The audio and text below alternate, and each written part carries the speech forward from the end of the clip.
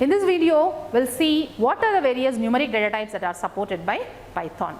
In the last lecture, we have seen what data types are and what are the various types that are supported by Python. In this video, we'll see what are the numeric data types that are supported by Python.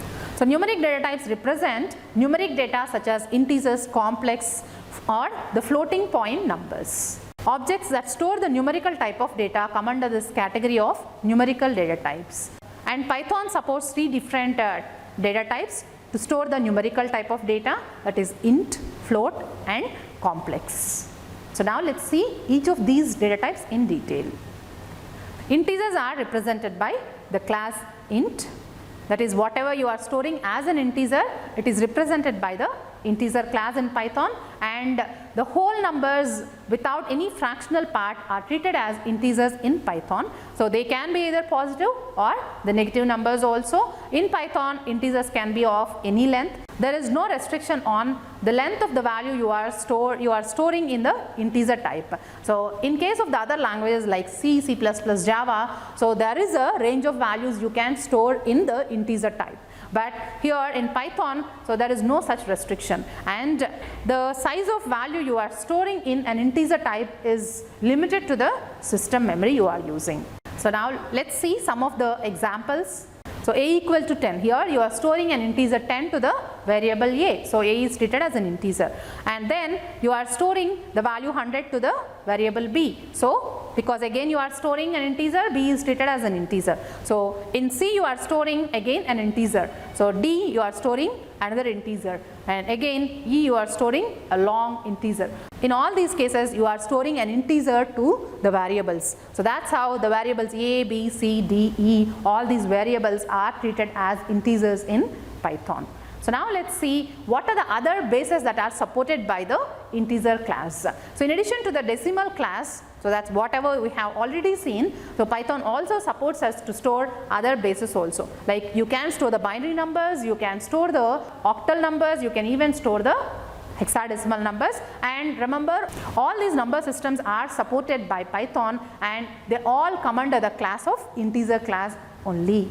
Now let's see how we can represent the binary data in case of Python. Binary numbers are the integers with the base 2. That is, you are allowed to store either a 0 or 1 in the binary number system, and the sequence of binary numbers that are prepended with a 0b or the 0 capital B, they are treated as binary numbers in case of Python. For example, a equal to 0b101.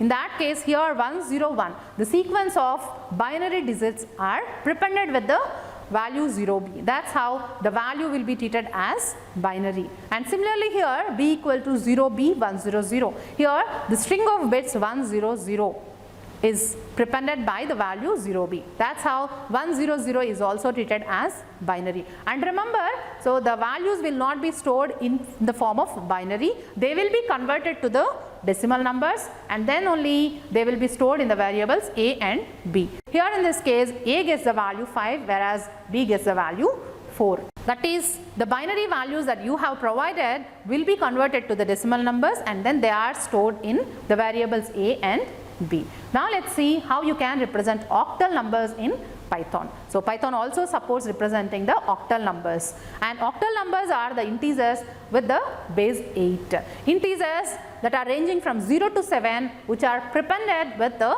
0O or 0 capital O, they are treated as octal numbers in Python. Say for example, C equal to 0O, the whatever the numbers you are assigning, so that number will be treated as octal. And similarly, you can even use 0 capital O followed by the sequence of digits within the range 0 to 7. Here 231 is treated as an octal number, and 347 is also treated as an octal number. And again remember, so the values are not directly stored as octal numbers in C and D. They will be first converted to the decimal numbers and then they are stored in the variables C and D. That's how C gets the value 153 and D gets the value 231, which are the decimal equivalents of the octal numbers you have provided.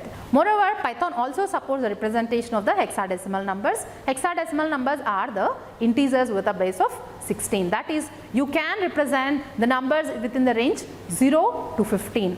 Of course, you are representing 0 to 9 digits, and in addition, so 10 is represented as A, then 11 with B, so on and so forth, 15 with F. 0 to 9 digits and A to F letters are valid, and if these values are prepended by the letters 0x or 0 capital X, then they are treated as hexadecimals in Python. Say for example, E equal to 0x 23. Here 23 will be treated as an hexadecimal number. And consider another example, F equal to 0 capital X 3A. Here the hexadecimal numbers are again converted to the decimal numbers, and then they will be stored in the variables E and F. That's how E gets the value of 35, whereas F gets the value of 58. That's how Python supports the representation of integers with different bases. It supports the numbers in the decimal number system whenever you are storing the whole number as it is without any prepending value, then it will be treated as a decimal number. Whenever your whole number is prepended with a 0b, then it is treated as a binary number. Whereas the number is prepended with 0o, then it is treated as an octal number. And 0x prepending, so will be considered as a hexadecimal number. So remember, in all these cases, finally the integer type variables can store only the values in the decimal number system. So the numbers you are providing in different bases will be first converted to the decimal number system, and they will be stored in the variables you are using. Now let's see the details of the float data type that is supported by Python. Python supports us to store the real values by providing the float class. So you can store the real numbers using the float data type. So real numbers can contain both the integer part and the fractional part, and similar to integers, they can be positive or the negative numbers. In Python, the floating point numbers are accurate up to the 15 decimal places. So after the decimal point, so the value is accurate up to 15 positions. So either you can use a floating point representation, or even you can use a scientific notation. So both are valid in case of Python. So let's consider some examples. Here I am storing 2.3 in the variable A. So because you are storing a floating point number, A is treated as a float type. Then 100.0. So here also, because you are using the decimal point, so B is also treated as float type. So in these two cases, you are using the floating point notation. You can even use the scientific notation where E stands for the exponentiation. Here C is a variable which stores the value 0.5 E plus 7. That indicates that the value with the exponentiation of 7. Even the negative exponentiation is also valid. So far we understand how to represent the integer and the floating point numbers. Now let's see how we can represent the imaginary numbers in Python. So Python provides a complex class which allows us to store the imaginary numbers. Numerals with the real and the imaginary parts, they will be treated as imaginary numbers, and they are belonging to the type complex in Python.